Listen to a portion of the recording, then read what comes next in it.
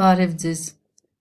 Քննարկում ենք 2025 թվականի ուսուցիչների կամավոր ատեստացիայի քիմիայի տարբերակից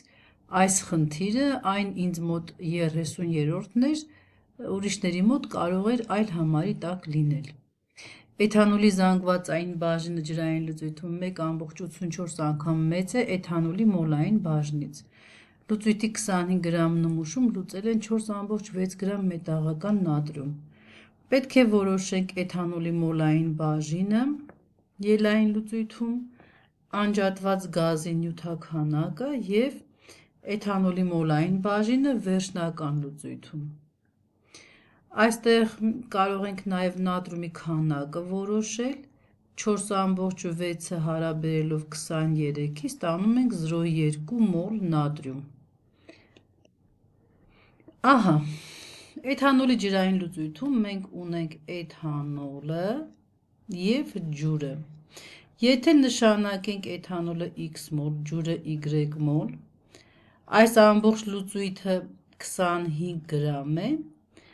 ապա էթանոլի զանգվածը կգա 46x, ջրի զանգվածը կգա 18y և սրանց գումարը պետք է հավասարվի 25-ի։ Մյուս կողմից էթանոլի զանգվածային բաժինը հավասար է 46x-ը հարաբերած 25-ի անգամ 100, իսկ էթանոլի մոլային բաժինը հավասար է x-ը բաժանած x պլյուս y-ի անգամ 100։ Քանի որ մենք ունենք կախում, ըստ որի զանգվածային բաժինը 1.84 անգամ մեծ է մոլային բաժնից, ապա երկրորդ հավասարումը կգրենք հետևյալը. 46x հարաբերած 25 անգամ 100-ը հավասար է 1.84 անգամ x հարաբերած x պլյուս y անգամ 100-ի։ Ստացանք երկու անհայտով երկու հավասարումից կազմված համակարգ, այստեղ միանգամից այս հարուրները կարող ենք կրճատել և լուծել։ Լուծելով այս հավասարումը ստանում ենք հետևյալը. 25 անգամ 1.84x հավասար է 46x անգամ x պլյուս y, այստեղից էլ կարող ենք x-երը կրճատել,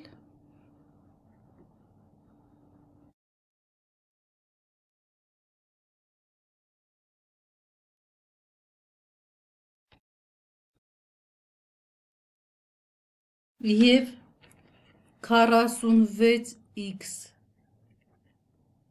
գումարած 46y-ը ստացվում է 46, x պլյուս y-ը հավասար է 1-ի։ Այսպիսով y-ը կարտահայտենք x-ով, կտեղադրենք առաջին հավասարման մեջ,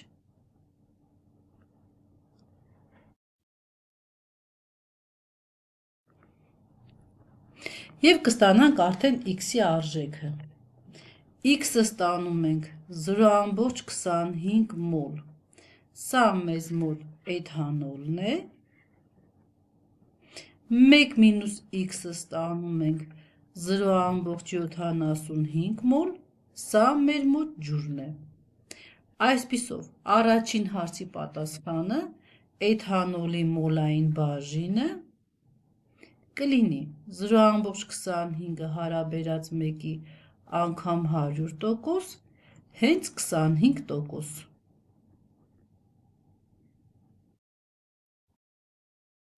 Խնդիրը շարունակելու համար մենք պետք է նկատի առնենք հետևյալը. Եթե էթանոլի ջրային լուծույթի մեջ ընկղմեն կամ լուծեն ալկալիական մետաղ, ջուրը ավելի արագ է փոխազդում, քան էթանոլը։ Երկուսն էլ կարող են իհարկե փոխազդել, բայց առաջին հերթին պետք է փոխազդի ջուրը։ Այսպիսով ջուրը նատրիումի հետ առաջացնելու է նատրիումի հիդրոքսիդ և ջրածին, Քանի որ մեր նատրիումը ընդամենը 0,2 մոլ է, ծախսվելու է 0,2 մոլ ջուր, առաջանալու է 0,1 մոլ ջրածին, ջուրը մնալու է ավելցուկում, որովհետև ջուրը մեզ մոտ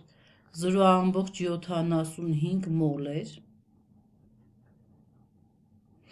հետևաբար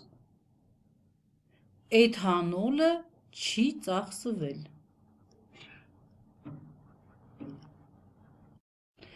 Այսպիսով, երկրորդ ենթահարցի պատասխանը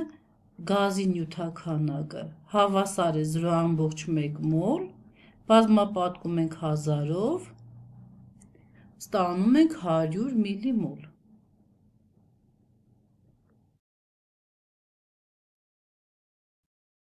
Երկրորդ ենթահարցի պատասխանն է և երրորդ ենթահարցի պատասխանը։ Վերջնական լուծույթում մենք ստացված լուծույթում կարելի ասել ունենք 0,2 մոլ նատրիումի հիդրոքսիդ, 0,75-ից որ հանում ենք 0,2-ը 0,55 մոլ ջուր և 0,25 մոլ էթանոլ։ Ընդհանուր վերջնական լուծույթի քանակը նույնպես գալիս է 1 մոլ և էթանոլի մոլային բաժինը վերջնական լուծույթում գալիս է 0,25-ը հարաբերած 1-ի անգամ 100, այսինքն նույն 25%-ը էթանոլի մոլային բաժինը այստեղ չի փոխվում։ Այսքանը։